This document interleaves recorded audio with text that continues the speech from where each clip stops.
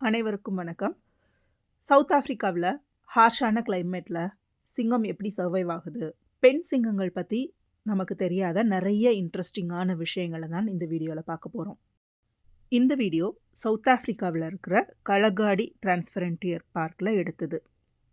South ஆஃப்ரிக்கால wild லைஃப்க்காக ஏகப்பட்ட national park இருக்கும். So மத்த பார்க்குக்கும் இந்த கலகாடி டிரான்ஸ்ஃபரன்டியர் பார்க்குக்கும் என்ன வித்தியாசம் அப்படின்னு பார்த்தீங்க அப்படின்னா, இது வந்து ரொம்ப ரொம்ப ட்ரையான ஒரு இடத்துல தான் இந்த பார்க் இருக்கு. ரொம்ப கிளைமேட்லாம் வந்து பார்த்தீங்கன்னா, ரொம்ப ஹார்ஷா இருக்கும். எந்த அளவுக்குன்னா, பகல்ல வந்து பார்த்தீங்க அப்படின்னா 40 டிகிரி, 45 டிகிரின்னு வெயில் அடிக்கும். நைட் வந்து பார்த்தீங்கன்னா -10ன்னு போகும். பகல்ல அவ்ளோ வெயிலு, நைட் அவ்ளோ குளிரு. ஸோ வெயில்னாலும் ரொம்ப எக்ஸ்ட்ரீமா இருக்கும். குளிர்னாலும் ரொம்ப எக்ஸ்ட்ரீமா இருக்கும். ஸோ இந்த மாதிரி ஒரு ஹார்ஷான ஒரு கிளைமேட்ல இருக்கிற அனிமல்ஸ் முக்கியமா சிங்கம். கலகாடியில வந்து இங்க இருக்கிற சிங்கம் தான் வந்து ரொம்ப ரொம்ப ஃபேமஸ். ஏன்னா இங்க வந்து தண்ணி வந்து கிடையாது. எல்லாமே வந்து ட்ரை ரிவர். ரிவர் இருக்கும். ஆனா வந்து ஃபுல்லாவே ட்ரை. ஏன்னா இந்த இடத்துல வந்து மழை வந்து ரொம்ப ரொம்ப ரொம்ப ரொம்ப கம்மி. சவுத் ஆஃப்ரிக்கால நீங்க மத்த எங்க போனீங்கனாலும் வந்து பார்த்தீங்க அப்படின்னா, நல்ல செழிப்பா பச்சை பசேல்னு இருக்கும். ஆனா இந்த கலகாடி சைடு மட்டும் தான் வந்து பார்த்தீங்கன்னா, ரொம்ப ட்ரையா நீங்க ஆஃப்ரிக்கா அப்படின்னா இவ்ளோ ட்ரையா தான் இருக்கும் அப்படின்னு நம்ம எல்லாருமே நெனச்சு வச்சிருப்போம்ல. ஸோ அந்த மாதிரி ஒரு ட்ரையான ஒரு ஏரியா தான் வந்து இந்த கலகாடி இருக்குது. பொதுவா நம்ம எல்லாருக்குமே வந்து தெரியும். பெண் சிங்கம் தான் வந்து வேட்டையாடும் அப்படின்னு. ஸோ அதுதான் வந்து வேட்டையாடி தன்னோட ப்ரைடுக்கு வந்து ப்ரைடுனா நம்ம குடும்பம்னு வச்சுக்கோங்களேன். நம்ம கூட்டு குடும்பமா இருக்கிறோம்ல, அந்த மாதிரி வந்து சிங்கங்கள் வந்து கூட்டமா வாழ்றத வந்து லயன்ஸ் ப்ரைட் அப்படின்னு சொல்லுவாங்க. பொதுவா சிங்கங்கள் எல்லாமே வந்து பார்த்தீங்க அப்படின்னா, தன்னோட ப்ரைட வந்து எந்த ஒரு சிச்சுவேஷன்லயுமே வந்து விட்டு குடுக்காது. அதே மாதிரி அத புரொடெக்ட் பண்றதுக்காக எவ்ளோ பெரிய ரிஸ்க்னாலும் அந்த ப்ரைடுல இருக்கிற மத்த எல்லா சிங்கங்களும் சேர்ந்து வந்து எடுக்கும். ராத்திரி நேரத்தில தான் அதிகமா வேட்டையாடுது. ஏன்னா, அப்பதான் அதோட சக்சஸ் ரேட் வந்து ரொம்ப அதிகமா இருக்குது அப்படின்னு கண்டுபிடிச்சிருக்காங்க. அதே மாதிரி சிங்கத்தோட பார்வை திறனும் ராத்திரி நேரத்தில தான் ரொம்ப ஷார்ப்பா இருக்குது. அதால ஈஸியா அது வந்து அதோட ஒரு இத குறி வச்சுச்சுன்னா, அத ஈஸியா வந்து அட்டாக் பண்றதுக்கு நைட்டு தான் வந்து கரெக்ட்டா இருக்குமாம். இப்ப கூட்டமா பொதுவா சிங்கம் வந்து கூட்டமா தான் வந்து வேட்டையாட போகுது. இப்ப 4, 5 சிங்கம் போகுது அப்படின்னா, 4, 5 பெண் சிங்கங்கள் போகுது அப்படின்னா, ஒரு வார்த்தை கூட கத்திக்கிட்டு, இருக்கிறத காமிச்சுக்கிட்டு அந்த மாதிரிலாம் போகாதாம்.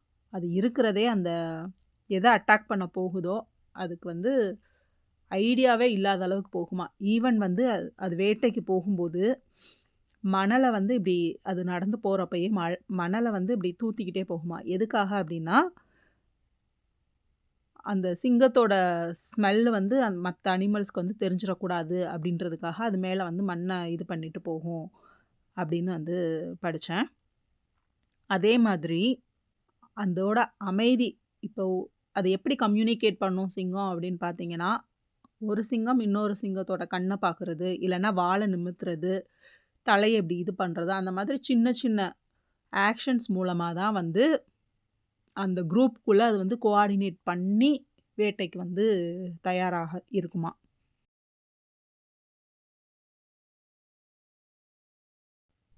நைட்டு நல்ல ஒரு வேட்டைய முடிச்சுட்டு, பகல்ல எப்படி ஒண்ணுமே தெரியாத மாதிரி ரொம்ப ஒரு குட்டி டெடி பியர் மாதிரி தூக்கி வச்சு கொஞ்சலாம் போல எவ்வளோ கியூட்டா அந்த சிங்கம் இருக்கு பார்த்தீங்களா? அது கூட உட்காந்துட்டே இருந்தீங்கன்னு வச்சுக்கோங்களேன், அது பண்றதெல்லாம் பார்க்க பார்க்க ரொம்ப ஆசையா இருக்கும்.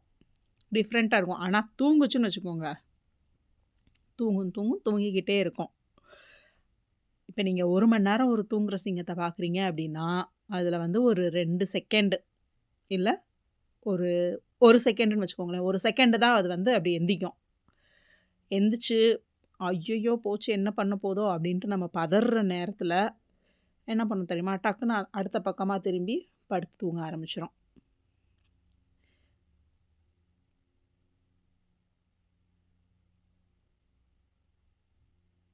அவ்வளதான். இது வந்து நாங்க போனது வந்து, அந்த சிங்கம் வந்து தூங்கி எந்திக்கிற டைம்ல நாங்க போயிட்டோம். ஏன்னா கொஞ்சம் அ ஈவ்னிங் டைம்ல தான் நாங்க வந்து இந்த இது பார்த்தது. ஸோ அது வந்து நைட்டு முடிச்சுட்டு நைட்ல இருந்து தூங்கிட்டுருக்கோம். ஸோ அதனால அது வந்து இப்ப ஈவ்னிங் அது எந்திக்கிற டைம் வந்துருச்சு. அதனால வந்து கொஞ்சம் ஆக்டிவா இருந்தது நாங்க போன டைம்ல. மத்த நேரத்தில பார்த்தீங்க அப்படின்னா, என்ன சத்தம் வந்தாலும் அத வந்து அசைக்கவே முடியாது. அந்த அளவுக்கு வந்து தூங்கும். சிங்கம் வந்து ஒரு நாளைக்கு வந்து 23 மணி நேரம் வந்து தூங்குமாம். அப்ப பார்த்துக்கோங்க அது எந்த அளவுக்கு தூங்கும் அப்படின்னு.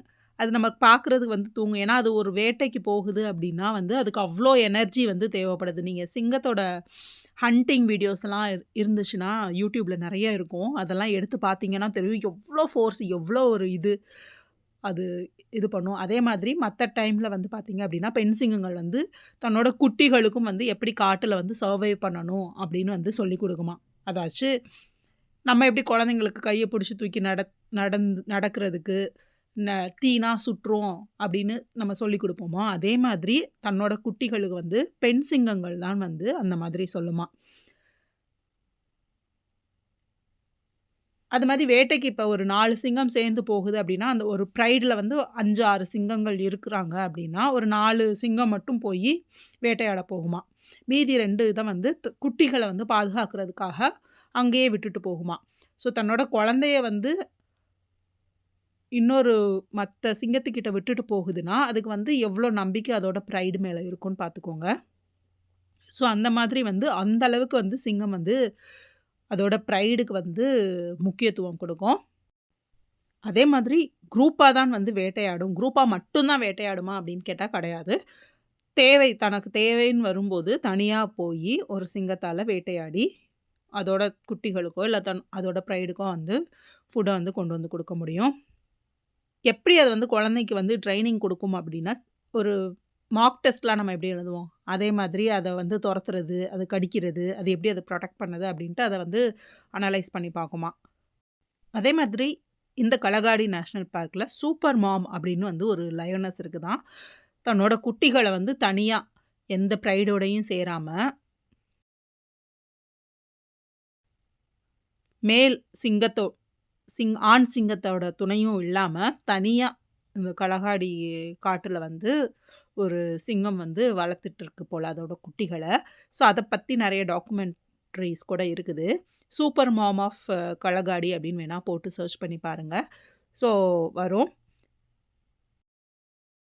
ரொம்ப ரொம்ப ட்ரையான ஒரு இடத்துல யாரோட ஹெல்ப்புமே இல்லாம, தண்ணி கூட இந்த காட்டுல வந்து அவ்ளோ சுலபமா கிடைக்காது. ஏன்னா, கான்ஸ்டன்ட்டா ஓடிட்டே இருக்கிற மாதிரி ஏதோ ஒரு டேமோ, இல்ல ஒரு ரிவரோ எதுவுமே கிடையாது. அங்கங்க வந்து மேன் மேடு தான் வந்து வச்சிருப்பாங்க. அதுவும் பார்த்தீங்கன்னா, ஒரு 100 கிலோமீட்டருக்கு 1 அந்த மாதிரி தான் வந்து இருக்கும்.